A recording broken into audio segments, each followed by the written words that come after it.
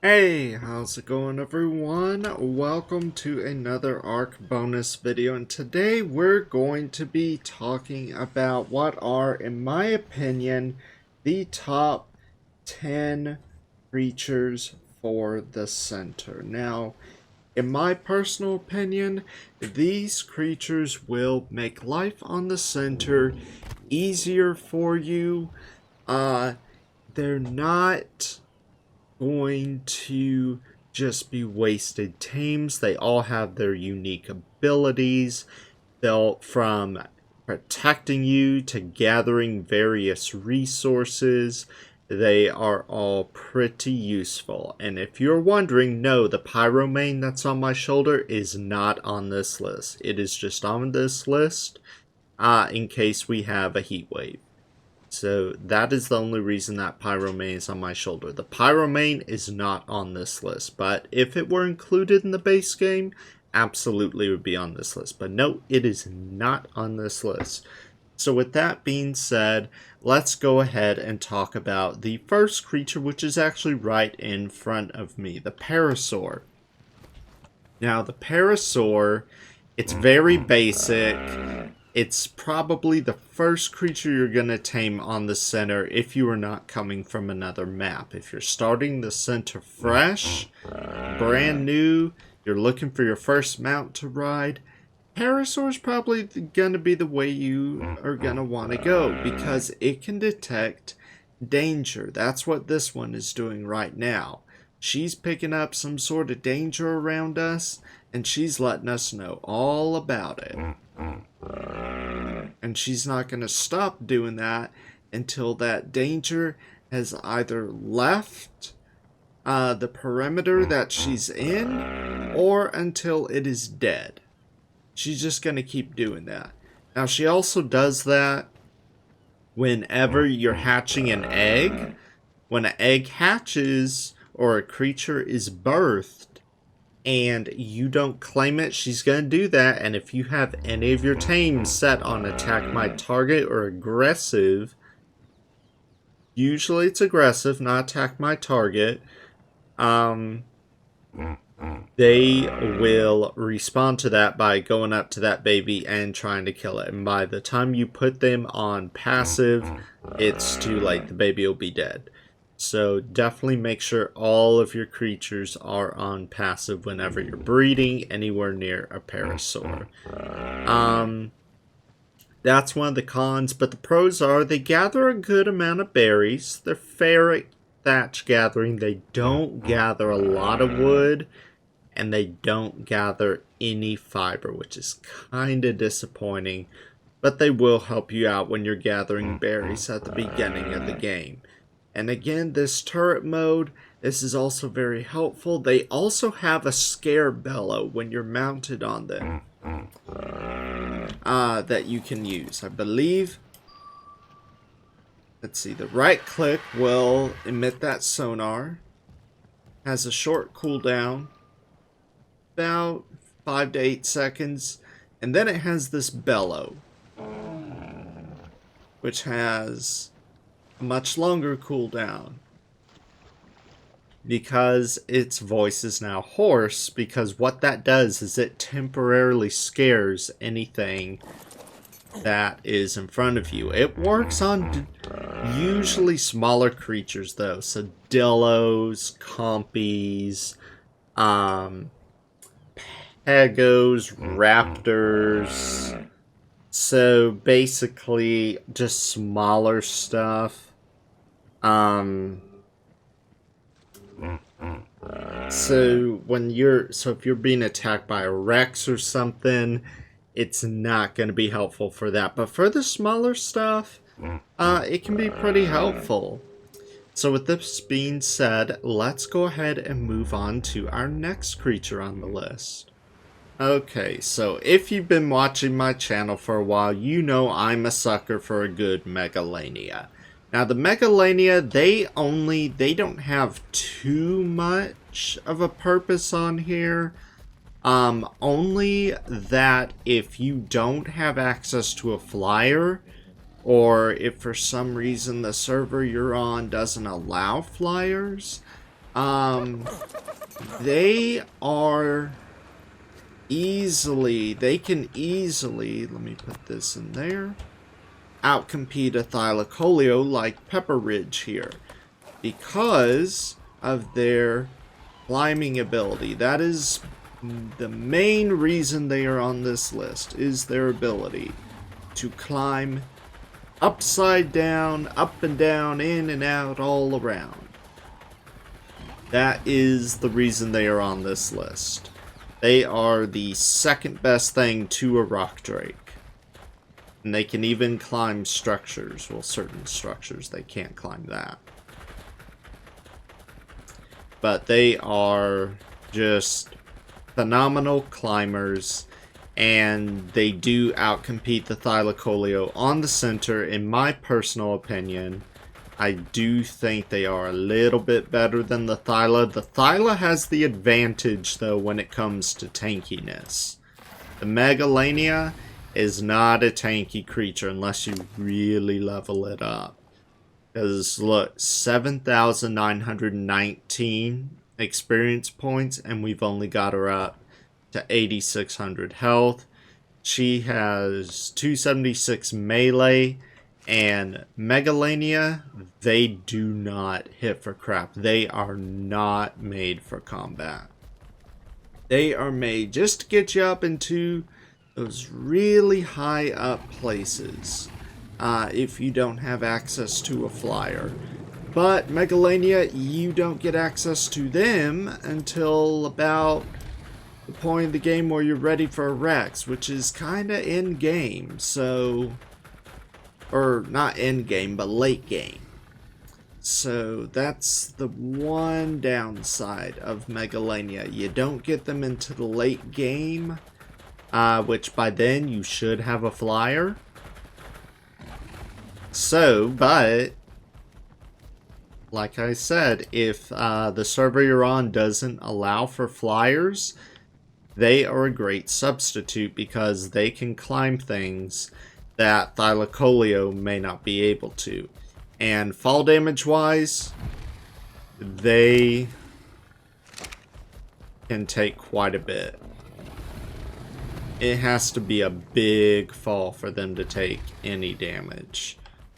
Significant damage, that is. And they can be found pretty much... I forgot to mention on the Parasaur, our previous creature, they can be found just about everywhere. Anywhere there is sand and beach, you can find a Parasaur. As well as in the underground world. Megalania, as usual, they are caves. They prefer the cave life. So that's just the Megalania. They prefer living in caves. So, and apparently this one prefers walking around here. Okay, let's get her down. There we go, perfect. But yeah, not too much going for the Megalania other than its climbing ability. That is the only reason I recommend investing in a Megalania. You do not need to breed and imprint them. Unless you actually want to. If you want to, you can get some decent Megalania. Absolutely not meant for boss fights because, number one, they're banned from boss fights. You cannot take anything that climbs into a boss fight. So no Megalania, no Thylacoleo, no nothing that can climb. But yeah, that's pretty much it for the Megalania. They do have higher taming requirements, though. You do need extraordinary kibble and a buttload of narcotics. Parasaurs, just throw some berries on them. And no narcotics at all. But Megalania, you need that extraordinary kibble, and you do need narcotics. Even if you're kibble taming them, they will wake up before the kibble's done its job. Some creatures you can gamble with. Megalania, don't gamble with. I have increased taming settings on my single player here, and Megalania, they will still wake up, even if you're taming them with kibble. So take that to heart. Since I mentioned Megalania, I also have to mention the Thylacoleo, because what the Megalania lacks, the Thylacoleo does not, and that is its incredible tankiness. These guys, they can take a hit. Actually, several hits, to the point you can just sit on their backs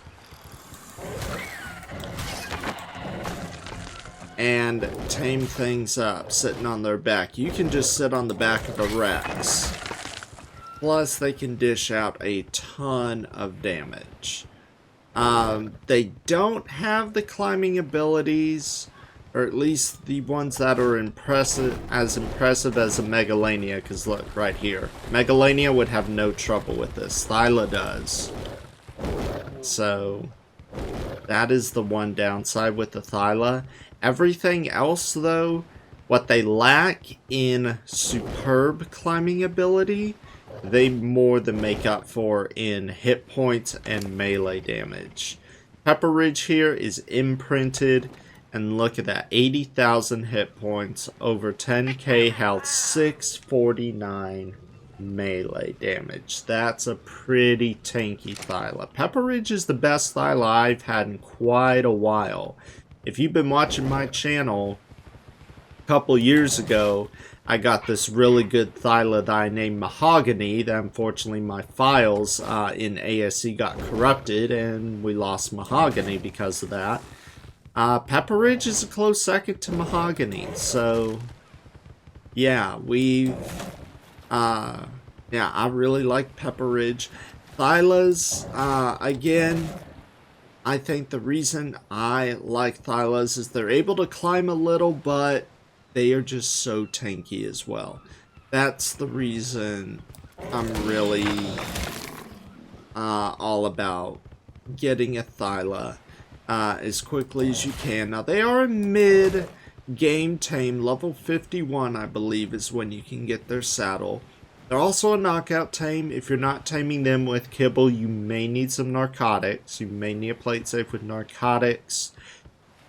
And their preferred kibble is extraordinary kibble. If you don't have that yet, then get yourself some cooked lamb chop.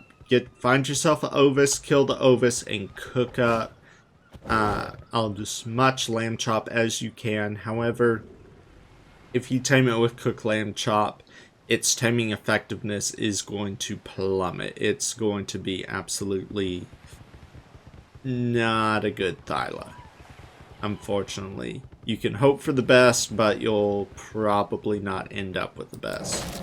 So, Pepper Ridge's parents, luckily I had extraordinary kibble on me, so I could get a good Thyla. So yeah, that's pretty much what I have to say for the Thyla. Honestly, the best uses for them is just going around whenever you're going on a taming spree. If you're going on foot, be on a Thyla. That way you can take a hit while dishing out a hit. Now, like the Thyla and occasionally the Megalania, our next contestant here, the Pteranodon, can also be found in the redwoods. In fact, Pteranodon, you can find them just about everywhere, except in the water, because Pteranodon don't like to swim. They prefer drowning over swimming. And the snow biome, you usually won't find them up there. But anywhere it's fairly warm, you can usually find these guys. And they are remarkable first flyers. If you once you take to the skies, Pteranodon are a great way to get from A to B. If you're on a map that allows flyers and you don't want to waste time going after a Megalania, go for a Pteranodon. They are an excellent first flyer, though. They do have some significant downsides. Number one, they have horrible weight. Even if you kibble tame them, their weight is absolutely atrocious. Number two, their stamina, probably even more atrocious. Number 3, their health. These guys will get dead very fast, so I would not recommend parking your Pteranodon next to something that's aggressive. Even a Dillo can take out your Pteranodon really, really fast. So, with the Pteranodon, they tame up with regular kibble, by the way. And you don't really need narcotics, but if you're concerned, you could throw a stack of narco berries on them. They do take a little while to tame up, I've noticed. A little while longer than they used to. On ASC, they used to tame up pretty fast. ASA, they take a little bit longer, not too much longer. Their torpor will usually drop by a good 30 or 40% by the time they wake up if you're kibble taming them. If you're taming them with regular meat, it'll usually drop below 50. But Pteranodon, they are a great choice for a first flyer. However, you do need to work on that weight and stamina. Don't pump levels into health, because chances are your Pteranodon's going to end up being disposable anyway.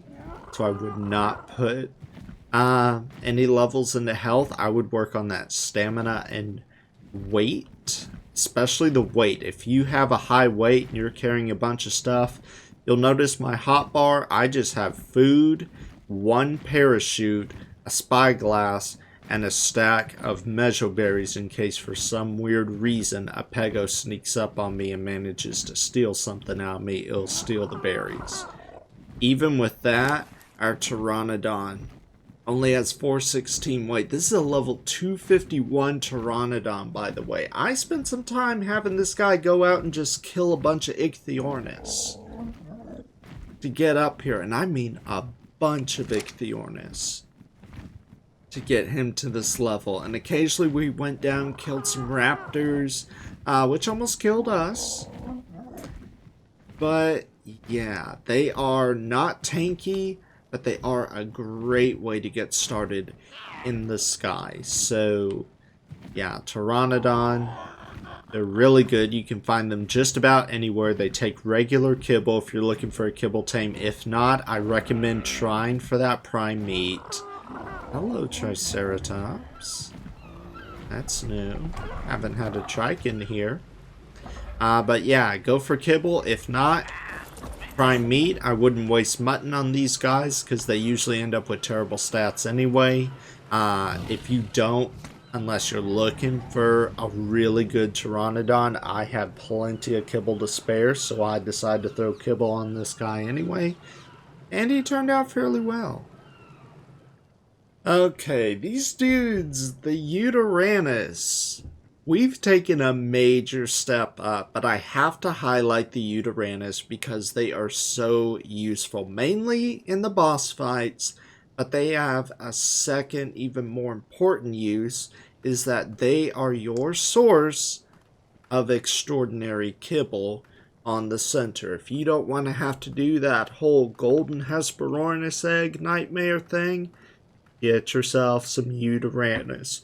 1 male, a butt ton of females. Level doesn't matter if you're taming them for the kibble. And just have them pooping out those eggs like crazy. Now this one, this is our boss fight Yutyrannus. This is Bluphobia. And she is a tank. Of course, dodos are easy to kill for her. But she gets to do 2 really cool things. Number 1, she has Fear Roar, which scares everything. Or most things, that is. I must highlight. Most things. It will not scare things like Rexes, Gigas, Carcharodontosaurus. But the funny thing is, on other maps, she will scare wyverns, which is pretty dang cool. She can also give courage roars. And watch this. Here's a wild Carno. We're going to gain its trust. Hold on. Wait for it. You have earned this dino's trust for a brief period of time.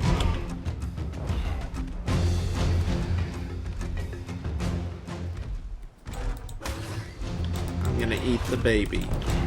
And now I've lost that trust.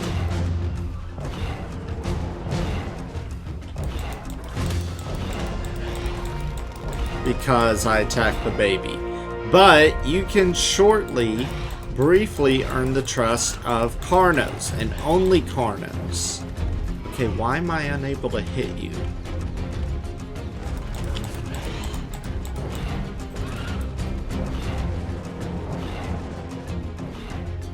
Oh, it's because the trust.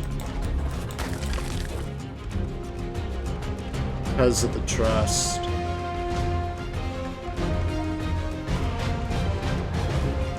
I've lost... Okay, now that I've lost its trust. And some creatures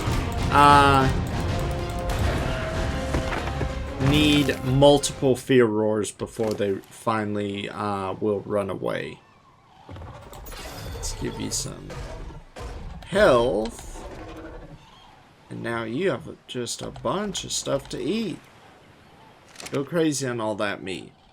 But yeah, Uteranus, they are late game tames, and you can only find them on the center in the snow biomes or in the tundra. And they are level 80 is, I think it's level 80 when you get their saddle.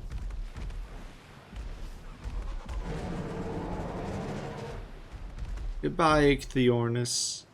Have a nice flight. And... so yeah, level 80 is when you get their saddle. You can only find them in the snow biome or in the tundra, anywhere it gets cold.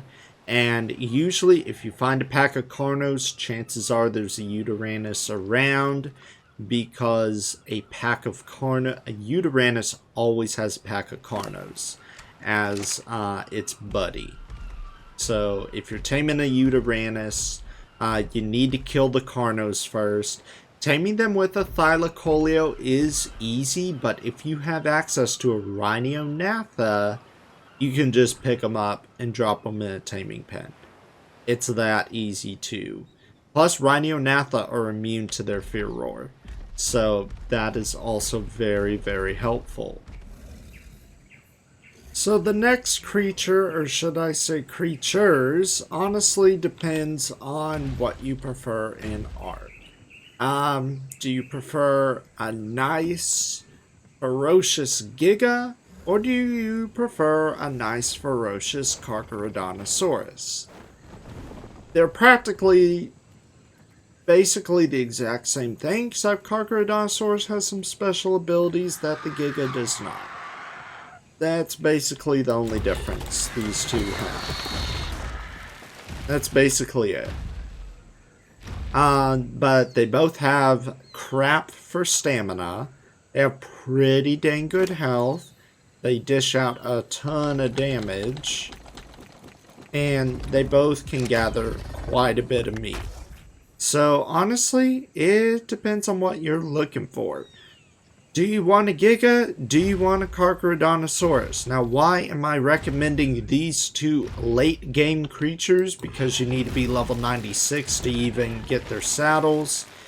I recommend them just because if you need to do a huge meat run, I mean a massive meat run, and become encumbered with meat in a short amount of time, these two will do it. They'll do the job just fine. And you don't have to worry about other things coming and beating you up. I mean, stuff will still aggro on you. Rexes will aggro on you. Alphas will still aggro on you. But you actually stand a chance at kicking their butt this time. So, honestly, it depends on whatever you prefer.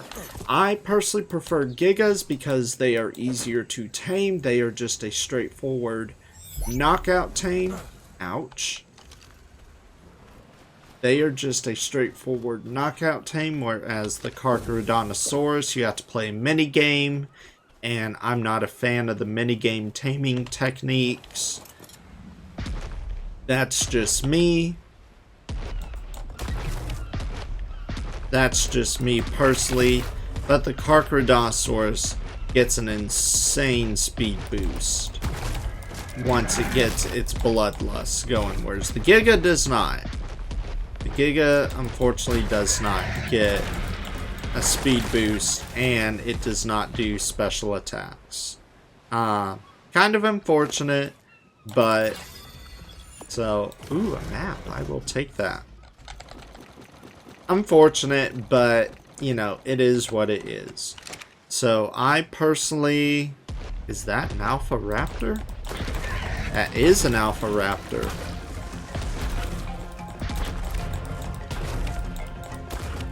Yeah. See, we can take out an Alpha Raptor. No problem. 11 levels off that. Not half bad.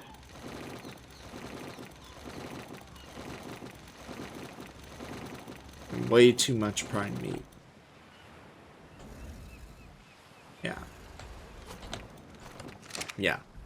But long story short, whichever's your cup of tea. If you enjoy playing mini games and getting Carcharodontosaurus, that's fine. Carcharodontosaurus, they do require taming pens. Gigas, if you want to tame them out in the open, you can, but it's kind of difficult. I recommend a taming pen for a Giga. Carcharodontosaurus taming pen is a must. No taming pen, you're not going to get it. It's going to eat your face. Carcharodontosaurus, you have to play minigame to tame them. Whereas the Giga, you knock them out, give them exceptional kibble. I don't know why it's not extraordinary kibble. It's just exceptional. But I think it's because the Giga came before the new kibble system did. And they decided to go with exceptional. I honestly don't know. But yeah, that's it for the Giga and the Carcharodontosaurus. So now we're going to move on to something a little more practical and a lot easier to get.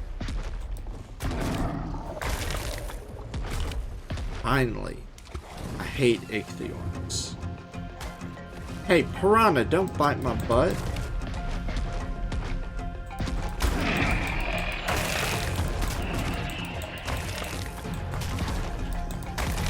There, finally, I got a piranha.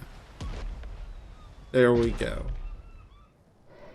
Alright, so this next creature might seem a little bit odd, and yes, I will explain the giant greenhouse behind that in a later episode. But this creature, the Dunkleosteus, is actually a very much worth it tame. Oh, that's 140 shark.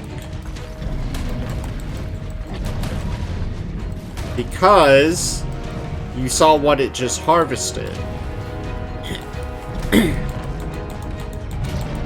Now, it has a hard time because it has a really bad conal AoE.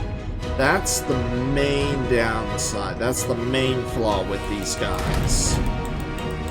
Is you have to have whatever you're attacking has to be directly in front of you. But the good news is they are covered in armor, so they do take reduced damage, which is a real benefit.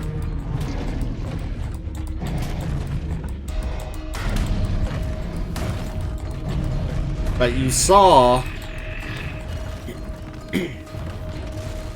how it just harvested all that rock.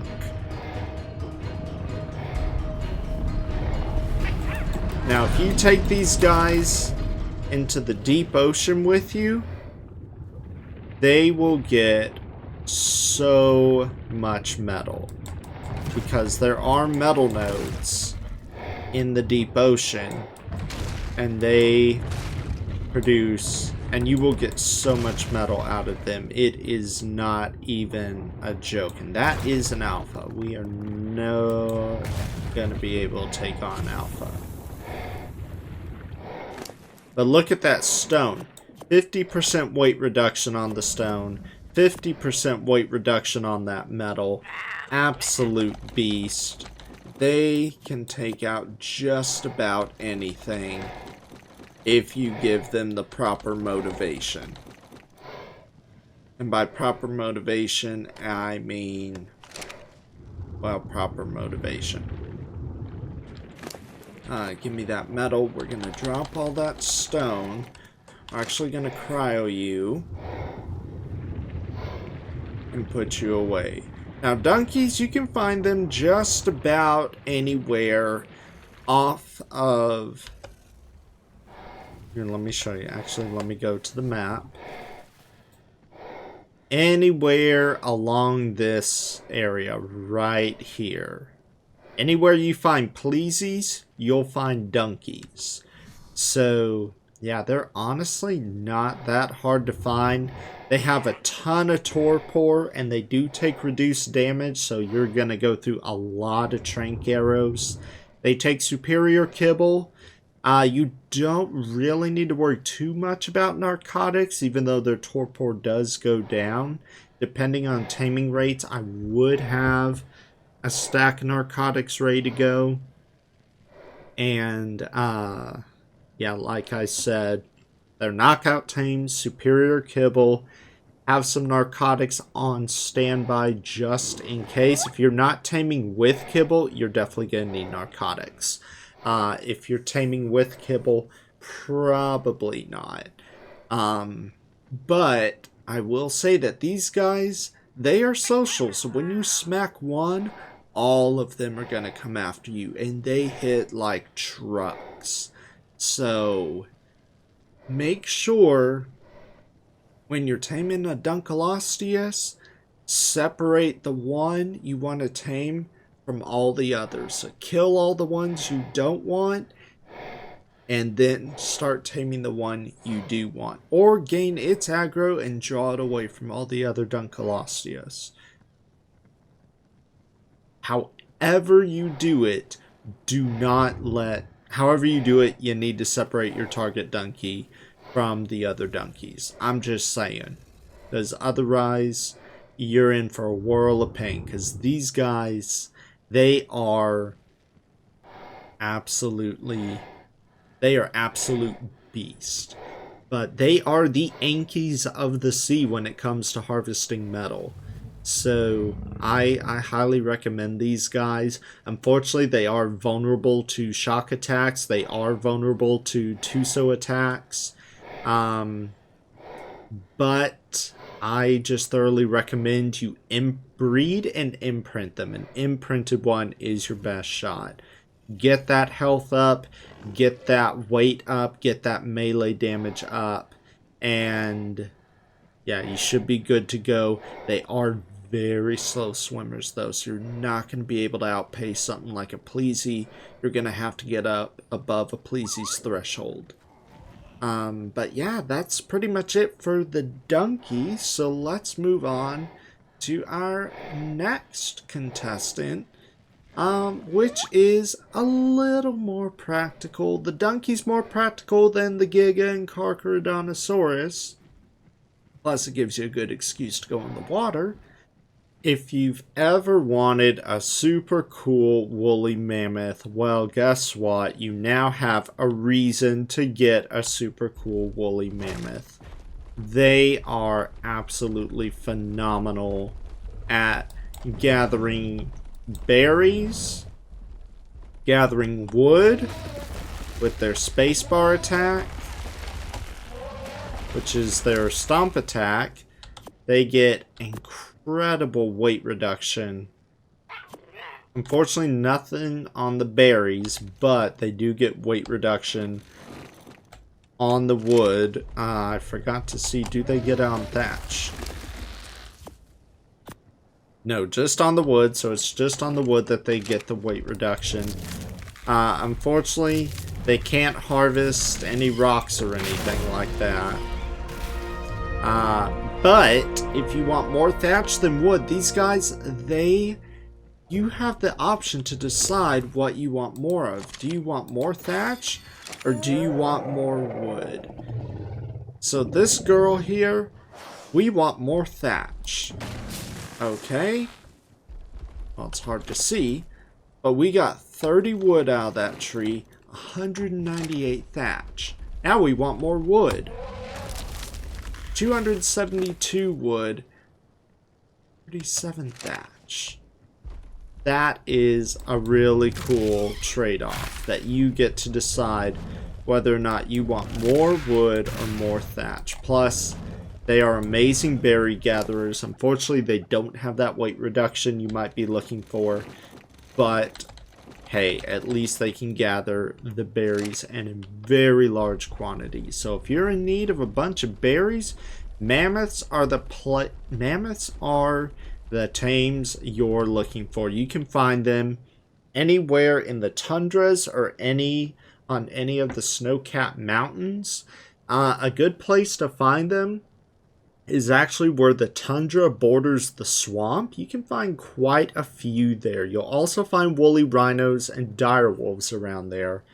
So you are going to have to kill the dire wolves because they will aggro on mammoths. Now mammoths are straightforward knockout tames. They take superior kibble. And they take a little bit to tame up. So you are going to have to keep an eye on that mammoth. Because if you don't, and it tames up, because if you don't, a dire wolf pack will spawn in and they will go and eat it.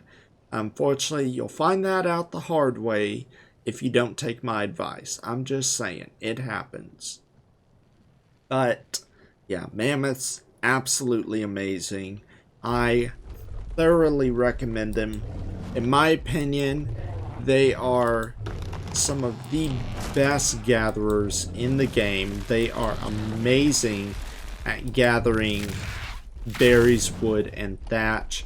They are honestly my #1 wood gatherer. A lot of people say that beavers are good. They'll say, a lot of people are like, oh, beavers are the best. And everything aggroes on mammoths, by the way.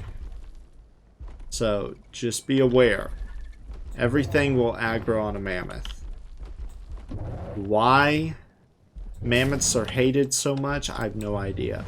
But you will have creatures that will aggro on mammoths. Compies will aggro on them. Raptors will aggro on them.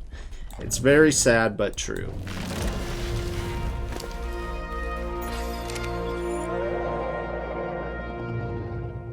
Okay, stomp attack. Yeah. And mammoths, they can dish out a ton of damage. So if you get super mammoths, you could even take these guys into a boss fight. I'm just saying. Super mammoths are possible.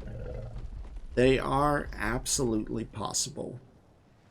Alright, so I had to include the Deinosuchus on this list because it is an absolute beast. The swamp, in my opinion, finally has a creature that is boss fight worthy. The Baryonyx and Sarcos, you can absolutely do a boss fight. I did those on ASE. I did a boss fight with those on ASE and it went really, really well. But these guys, they are just beasts from the get-go. And Deinosuchus, they are actually some of the fastest tames you could hope for. They tame up with, I believe it's either superior or exceptional kibble, one of those two. And the higher tier kibble, you can use that to tame them up as well. I used extraordinary kibble tame up all of my Deinosuchus. This one is an imprinted one, but its parents, I used extraordinary kibble just because I have plenty of it from my Uteranus. And Deinosuchus, the terrible crocodile, absolutely amazing because look at that damage. Sure, that was just a Lystrosaurus, But the amount of damage they can do is absolutely amazing. And their right-click attack, their Gigabyte, watch this.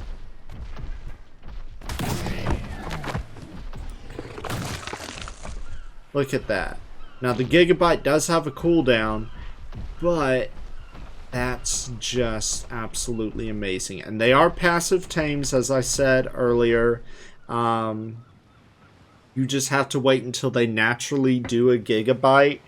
They'll just be basking on the shoreline, and they'll open their mouths. They'll be basking. You sneak up to the side of their mouth, actually. You don't sneak up on the Deinosuchus itself. What you're going to do is you're going to have Gilly on, and you're going to sneak up to the side of its mouth. You're not going to sneak up to its tail. You're going to actually sneak up to its mouth to feed it.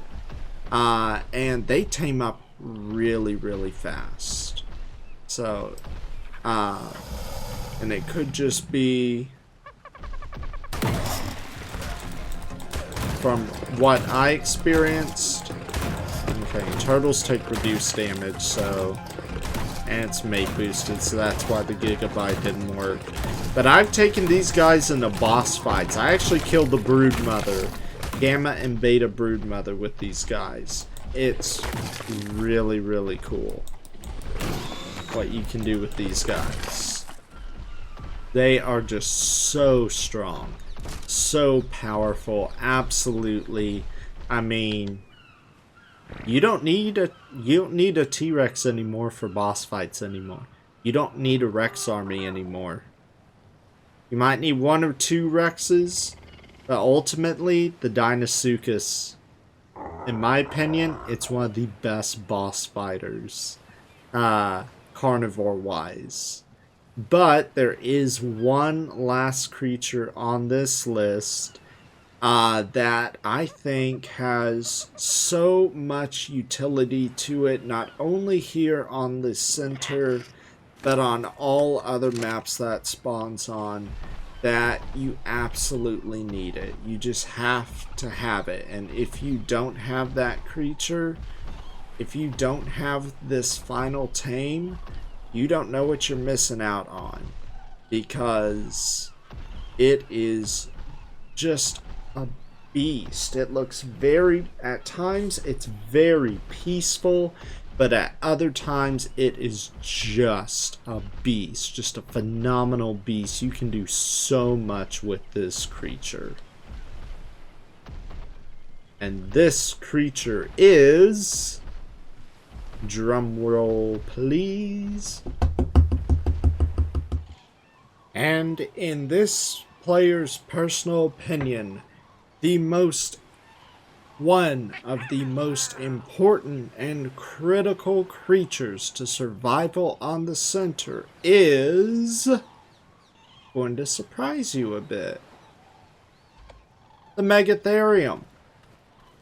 Now why, probably wondering, why of all the creatures on the center would you choose a giant sloth for survival? Well, let me explain. First of all, they do this and get enraged whenever they smack a bug.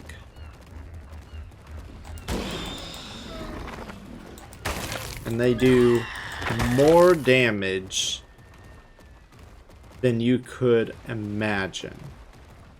Look at this.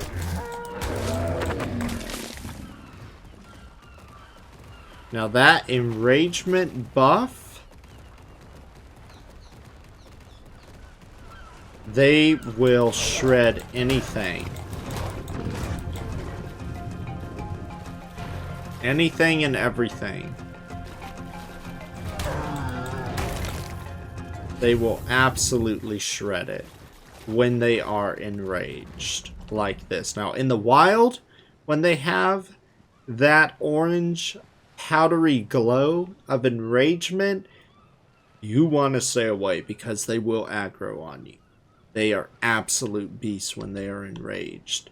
But Domesticated, that enragement's actually a good thing because one, they deal more damage, and two, when you take on the Guardians of the Center, one of which is the Brood Mother, a bug, she will take increased damage.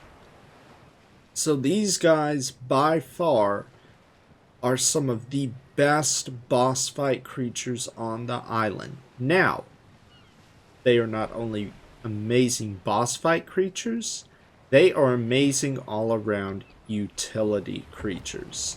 They gather berries, they gather fiber, they gather thatch, they gather wood. They don't gather wood as much as they would. Okay, now we're gonna wait for that enragement to wear off and see we hit for a lot less when that enragement's worn off. Unless we get a headshot. But they tend to gather more meat than hide. They gather more thatch than they do wood. But they gather so much fiber. I mean, I honestly think a Therizinosaurus, They can compete with a Therizinosaurus and a dire bear. Dire bears are good at gathering fiber. Theries are good at gathering fiber. But the fact that a Megatherium can do that, the fact that it gets an increased buff whenever it attacks bugs. And the best part is, these guys are, let's see, you still have damage, omnivores. So you can force feed them meat to heal them up. So these guys, they will eat anything. They will eat berries. They will eat meat. They will eat kibble. And they are just absolutely amazing. Now, one of the downsides is that they are more rare on the center than they are on the island and Scorched Earth. That's one of the downsides. However, the ones that you find on the center tend to be max level compared to the island, where you usually find, you know, level 20s and level 30s and all that. I'm gonna get some berries in your inventory, because sometimes they like to eat berries, sometimes they like to eat meat. But the cool thing is you can force feed these guys. Also, another cool thing, if I had a shotgun, I could use a shotgun on his back. And if he's tanky enough, he can even tame things. Yeah, you could even tame things while riding this dude. And these guys are just absolutely amazing. And where you find these guys, you find them in the rare, they're very rare on the center, as I said. But you will find them in the redwoods, just like you would on the island. Occasionally in the snow biome, they are more common in the redwoods, though, here on the center. And here, let me show you where the best part is. Between this area that I've called the Megalania Cave and the Artifact of the Skylord, those have been the best spots. And this whole mountain as a whole, actually. From this whole mountain here, all the way down through here, has been the best spot I've found Megalania. But they will spawn anywhere in the redwoods. But unfortunately, they are very, very rare compared to the island. The island, they are a lot more common. So, it's kind of unfortunate that they're rare on the center, but they will absolutely be perfect for when you take on the Guardians. They will be amazing against the Broodmother. Get Megatherium against the Broodmother, Deinosuchus against the Megapithecus, and yeah, you're guaranteed to win. Also have a Ceratosaurus on standby. Ceratosaurus, it's an honorable mention. Its best utility is for boss fights, so that's why I didn't mention it too much. The reason I mentioned the Yutyrannus, though, is because Uranus, they also have a more practical application, and that is providing kibble. Now, Megatherium, taming wise, they are a straightforward knockout tame. They take superior kibble or higher. And narcotics wise, you don't really need to worry about it. But if you don't have superior kibble, honey is actually a good way to go with these guys.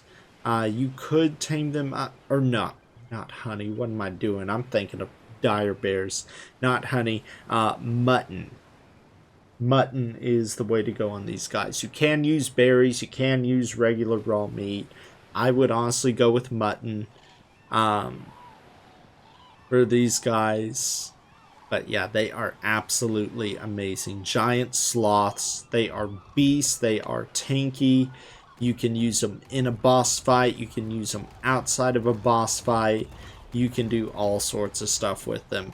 But that's where I'm gonna leave it. Those are my top 10 picks for the center. I know this is a long video, so I do have timestamps in the description. And yeah, so with that being said, I hope you guys enjoyed the video. I hope it inspires you to tame some of the creatures on this list. And yeah, with that being said, be sure to like, subscribe. I'll see you guys next time.